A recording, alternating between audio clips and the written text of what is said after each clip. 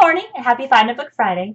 This week, in honor of Memorial Day, which we are celebrating on Monday, I have chosen one of my favorite books that tells a story of a Marine and an unsuspecting other character, which you'll learn here in a second. And, every day we should honor and show respect and appreciation to the amazing men and women who support our country and defend our freedoms every day. And on Monday, we just need to remember all that they've done for us and the lives that have been lost in protection of us and the freedoms that we hold dear. And so the book I chose today is Nubs, The True Story of a Mutt, a Marine, and a Miracle. And it's written by Major Brian Dennis, who is in the Marine Corps. And this is just a great, heartfelt story. It's a true story, and I hope you enjoy it as much as I do.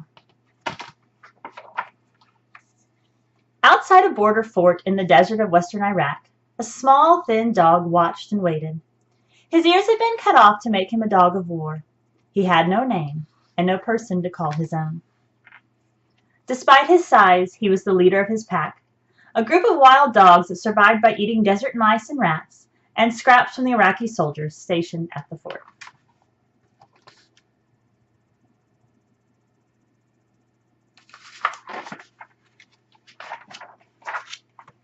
As the dog scanned the desert for a possible meal, the stillness of the fall morning was broken by the roar of engines rumbling closer and closer.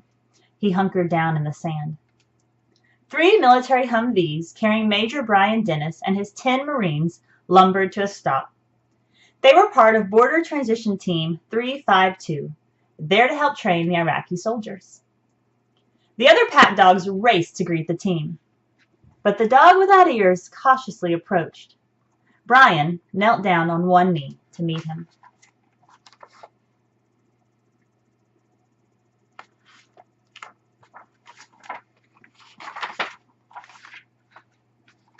And a neat thing throughout this book is they include, you can see right here, they include emails, communication that Brian Dennis sends back and forth to his family.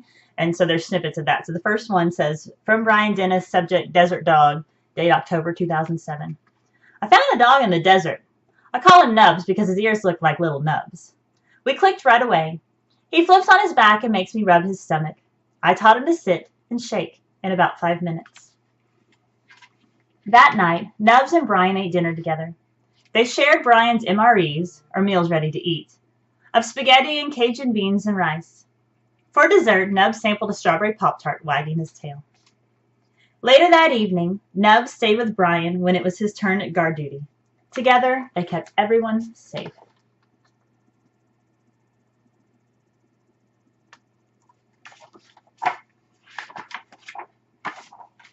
The next day, Brian gave Nubs an extra long belly rub. Then he stepped into his Humvee and drove away. The whole pack chased after the vehicles, but quickly lost interest and turned back. Not Nubs. Running faster and faster, he tried to catch up with Brian. He ran for more than a mile. He had no way of knowing that it was against the rules for Marines to have pets. Left behind, Nubs stared after the Humvees as they disappeared into the shimmering heat of the desert.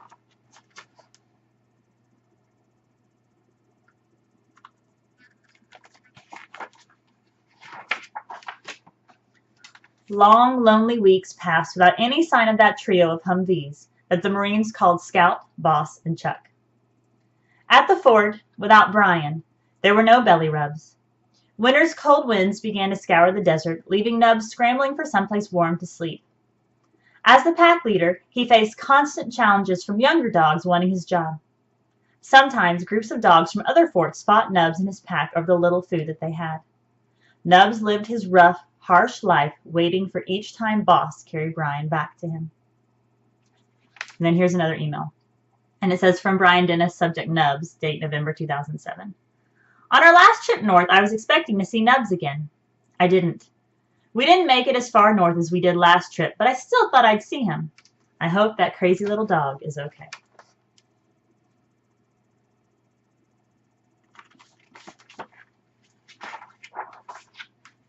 Near the end of December, when the temperature dipped to a bone-chilling 30 degrees, the Humvees again rumbled up to the border fort.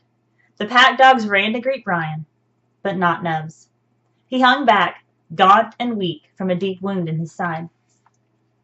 Shivering from pain, Nubs allowed Brian and the team medic to clean the wound and apply antiseptic ointment from the men's first aid kits. He even swallowed the child-sized dose of antibiotic Brian gave him. But Nubs refused to eat or drink. It hurt so much. He tried to sleep standing up. And here's the next email. From Brian Dennis, subject bad news, December 2007.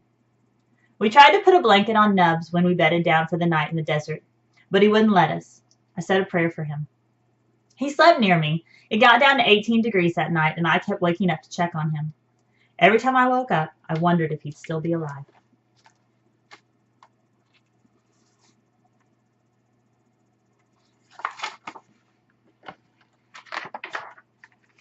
When Brian got up at 4 a.m. for his turn at watch, Nubs stiffly padded into place beside him.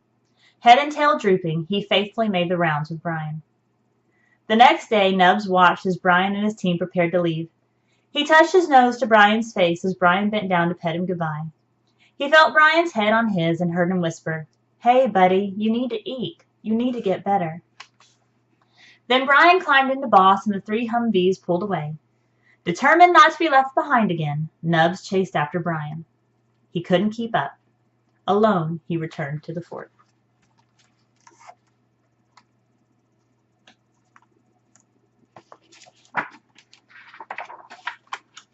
Two long weeks later, Scout, Boss, and Chuck thundered up to Nubs' fort again. This time, Nubs was there to greet them, tail wagging, but still moving slowly. For a few peaceful days, Nubs stuck close to Brian, his pack.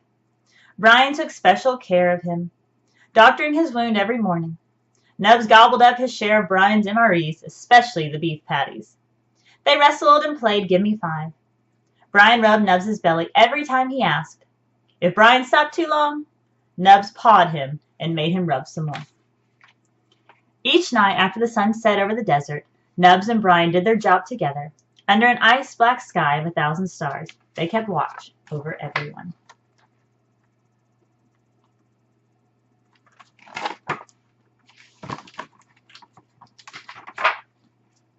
All too soon, it was time for Brian to leave again. Nubs followed close on his heels. Brian tightened his winter scarf, the keffiyeh, around his neck and then climbed inside the Humvee. He leaned out and said to Nubs, "You take care of yourself, buddy." The vehicles rolled across the desert, slowly at first, then picking up speed, heading for the command outpost, far away on the Jordanian border. Nubs cried as he chased them across the cold, coarse sand. Because of his wound, he could not keep up. He dropped to the ground, exhausted and completely alone.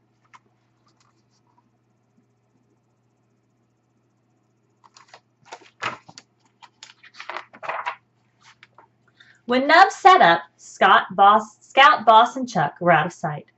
He struggled to his feet and began walking. Nubs trekked mile after treacherous mile across the desert, shivering through frozen days and nights. There was little to eat and even less to drink. With barely a moment's rest, Nubs pushed on, fighting his way through territories fiercely protected by wolves and wild dogs.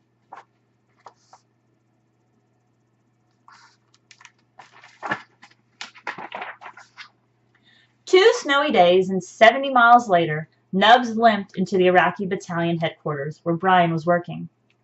A team member ran inside shouting to Brian, "You're not going to believe who's here!" When Nubs saw Brian, he ran with his tongue out and tail wagging right into his arms. "What are you doing here?" Brian said as he held Nubs close and rubbed him all over. Nubs finally felt warm again. He pressed his wet nose against Brian's cheek. Nubs watched Brian climb into Boss, ordering his team back to the command outpost just half a mile away. "I know we're not supposed to have dogs at the outpost," Brian said to his men, "but if he follows us, what can we do?"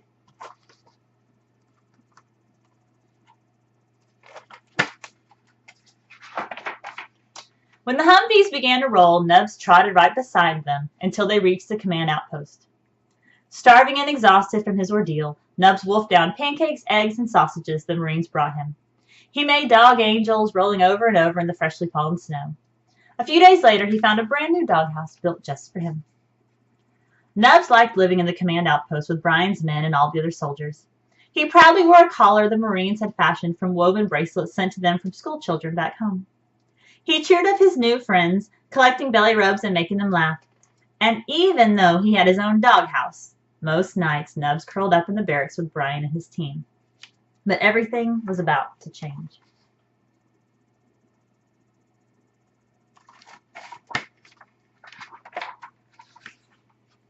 And here's the next email, and it says from Brian Dennis, subject Nubs can't stay, January 2008. This all came to a crashing halt when 2 soldiers who were not part of our team reported us. We were given 4 days to get rid of the dog, or else. That night I sat down and talked to my Marines. We knew that if we took Nubs to the fort, he would come back for us. This made the decision easy for me. Nubs was going to America. This dog, who had been through a lifetime of fighting, war, and abuse, was going to have a nice sunny life and would never be cold again. Nubs sat close by as Brian emailed his family and friends back home, and he supervised the men as they put up flyers to raise the money needed for the journey home. And this is one of the flyers. It says, Save Nubs Fund. We are trying to evacuate Nubs to the States via Jordan. It is going to cost upwards of $2,000 to do this. If you want to help save Nubs, bring a small cash donation by the VTT 352 COC. Any bit will help and will be much appreciated. You can even come visit him in San Diego when we get him there. This dog found us after walking nearly 70 miles in the desert, and we're going to help him. He is an awesome dog. And then there's also, they included a letter that they received from the United States Marine Corps Border Transition Team, and it just says, they sent it to the Jordanian border authorities, and the subject is passport travel documents in the case of Nubs Dennis, privately owned dog belonging to a U.S. citizen. And the letter says, this paperwork constitutes the passport and travel documentation for one privately owned dog named Nubs Dennis. He is 2 years old and weighs 14 kilograms. Below is his picture. His U.S. identification number is 323-6371. His final destination will be San Diego, California, United States of America. And it has Brian's signature. Nubs was the first to hear the good news. Family and friends wanted to help. Nubs posed for his passport photo. He took 3 baths in 3 days to get ready for his trip. That was tiring. And so you can see the flyer and the letter that Brian Dennis sent. It's neat kind of all the artifacts that they incorporated throughout the book. On the last day, Brian packed Nubs his brown blanket and his favorite superhero toy. Brian made him a leash for him out of a rope. Nubs didn't play with anyone as he usually did. Instead, he sat quietly in a corner. When it was time to go, Brian scooped him up and put him in Boss. Together they drove to no man's land, the zone between Iraq and Jordan. There they met the brother of Brian's interpreter, who had agreed to help get Nubs from Jordan to the States. He was escorted by a Jordanian official. Nubs rested in Brian's arms as he was carried to a Land Rover. He felt Brian's breath tickle his ear. Be good, buddy. Don't cause any trouble. These guys will take good care of you. I'll see you in a couple months, I promise.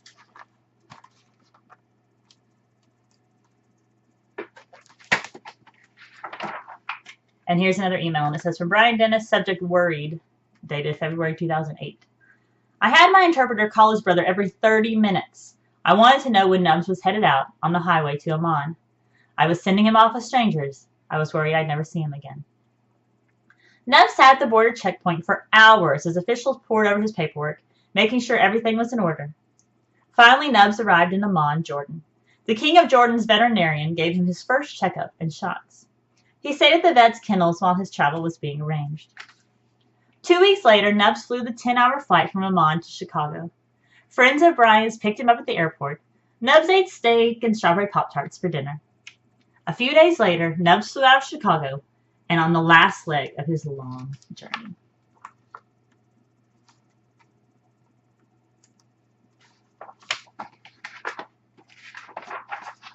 When Nubs stepped off the plane in San Diego, he was greeted with banners and all kinds of cameras.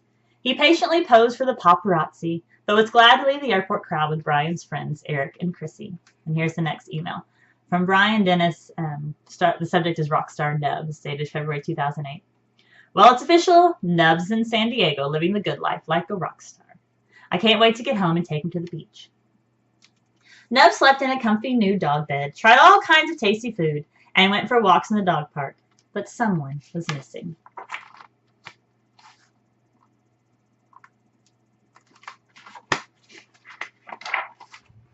On March 23, 2008, Eric and Chrissy drove Nubs to Camp Pendleton. The paparazzi were there again. Nubs waited and waited. When he finally saw Brian, Nubs leapt into his arms and covered him with kisses.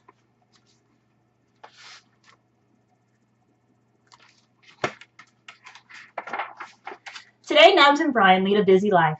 They play at the dog beach and cruise around in Brian's truck. Sometimes they go running or hike in Mission Trails Regional Park. Nubs romps with his friends Bogey and Kubla. Nubs even goes to school. His trainer Graham gives him straight A's.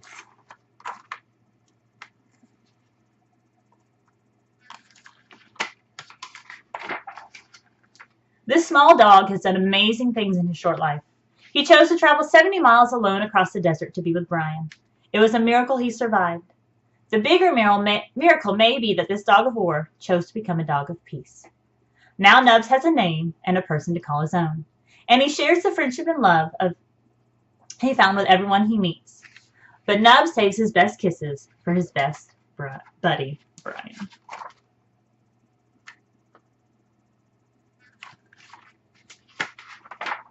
And then at the end, there's a letter from, Brian Dennis. And so this story is it's amazing. And there are many more stories like this of, military men and women in the field doing things to help others. And so I love this story. It's wonderful. You can actually search on the internet to find out more about what Nubs and Brian are up to because they have a website. So I hope you enjoyed the story. Happy Memorial Day. Enjoy the time off with your family and friends. But remember why we are celebrating that day, and we are remembering those that have lost their lives defending our freedoms in our country. So have a great weekend, and I'll see you next week. Bye.